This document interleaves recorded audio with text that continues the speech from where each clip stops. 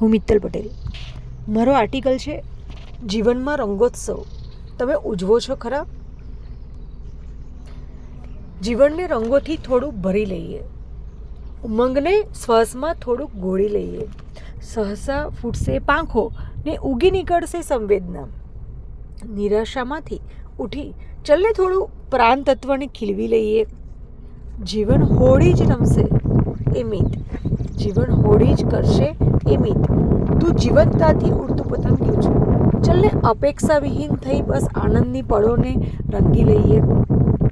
જીવન પ્રવાસમાં ક્યારેક સપનાઓની હોળી થાય તો ક્યારેક આનંદના ક્ષણોની ધૂળેટી, ક્યારેક કંઈક સળગતું દજાડી જાય તો ક્યારેક કોઈ લાગણીના રંગોથી તરબતર મને રંગી જાય.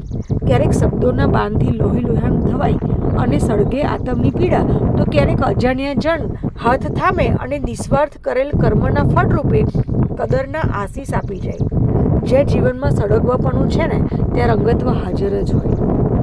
આપણે ક્યારેય હોળી સળગાવીએ છીએ એવું નથી કહેતા, પ્રગટાવીએ છીએ એવું કહીએ છીએ. કેમ? એ એક ઈશ્વર તત્વના પ્રગટવાપણાનું અને તેના ઉજાસમાં દાનવ તત્વના આથમવાપણાનું પ્રતીક છે. પ્રગટવું કંઈ એમનેમ નથી થતું, ઘણું તપવું પડે છે, ઘણું પરીક્ષાઓની આગમાં સળગવું પડે છે અને તેમાં નિર્લેપ રહીને જીવી શકાય, પોતાના સત્વ પર અડગ રહી શકાય. થોડાક લાભને લીધે ખોટાના પક્ષને સ્વીકારી ન લીધો હોય તો તમારામાંથી શ્રેષ્ઠત્વ પ્રગટે છે. તમે તમારા જીવનમાં કંઈક શ્રેષ્ઠ કરવા માટે નિમિત્ત બનો છો. હકીકતમાં ઈશ્વર તમને સમાજ માટે, દેશ માટે કંઈક શ્રેષ્ઠ કરાવવા માટે નિમિત્ત બનાવે છે, માધ્યમ બનાવે છે. પણ જ્યાં અહમ ઉમેરાયો ત્યાં બધું શૂન્ય. ત્યાર પછી દુનિયાની નજરમાં તમે ભલે ગમે એટલા મોટા સાહિત્યકાર હોવ, ગમે તેટલા મોટા પદાધિકારી હોવ, મોટા વ્યક્તિ હોવ, ભલે બની જાઓ, તમે થોડુંક તપીને તમે તમારું સત્વ ઓગાળી દીધું તો તમારામાંથી હવે કંઈ સત્વસભર પ્રગટશે નહીં અને તમારા જ એવોર્ડો, તમારી જ સમૃદ્ધિ, તમારા જ સુખને તમે સંવેદી કે માણી શકશો નહીં. સફળ વ્યક્તિ અને સાર્થક વ્યક્તિ વચ્ચે સૂક્ષ્મ ફરક હોય છે. સાર્થક જીવન જીવનાર વ્યક્તિ બધી જ રીતે સફળ હોય. હા, સફળ વ્યક્તિનું જીવન સાર્થક ના પણ હોઈ શકે. બધામાં એ ક્વોલિફિકેશન, એ દક્ષતા નથી હોતી. કુદરતની પરીક્ષાના પ્રશ્ન પેપર નથી હોતા. તે તો ઘટનાઓના સાક્ષી બને છે. તે તો અસલી અને નકલી રંગોના ચમકતા સંજોગો આપણી સમક્ષ મૂકે છે. એક સહેલાઈથી ઉપલબ્ધ હોય તેવા અને બીજા વ્યક્તિની નિયત અને વૃત્તિને ચકાસતા, પડકારોનો સામનો કરીને મેળવી શકાય તેવા. એક ચમકદમકવાળા હોય છે, એક સહેજ ફીકા પણ વાસ્તવમાં રંગત્વને ધારણ કરનારા. એકમાં અંજાવાપણું છે અને બીજામાં ઓળગોળપણું. ખરેખર તમે વ્યક્તિ જે તે ક્ષણે ભીતરથી કયા રંગમાં રંગાયેલ છે તે પારખી શકો છો ખરા?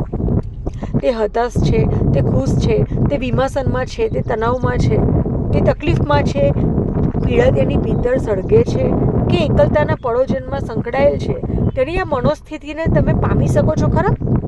તેના આ રંગોને પારખી તેના પર થોડાક હૂંફરૂપી, થોડાક સહકારરૂપી, થોડાક શબ્દોની મીઠાશરૂપી, થોડાક સથવારા રૂપી, થોડાક મદદરૂપી રંગો છાડશો ને તો સાચા રંગોત્સવની રંગત માણી શકશો.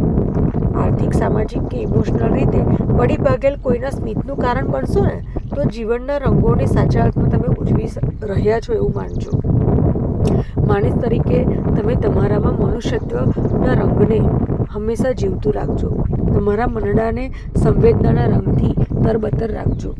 તો આપણી આજુબાજુ બધા જ પ્રકારના રંગોને તમે પામી અને ઉજવી શકશો. બાકી શબ્દોએ ખોખલા હોઈ શકે છે, સંબંધોએ સંબંધવિહીન હોઈ શકે છે, માણસે અજીવન જીવતો હોઈ શકે છે. આપણે માણસાઈના રંગોને છાંટવાના છે.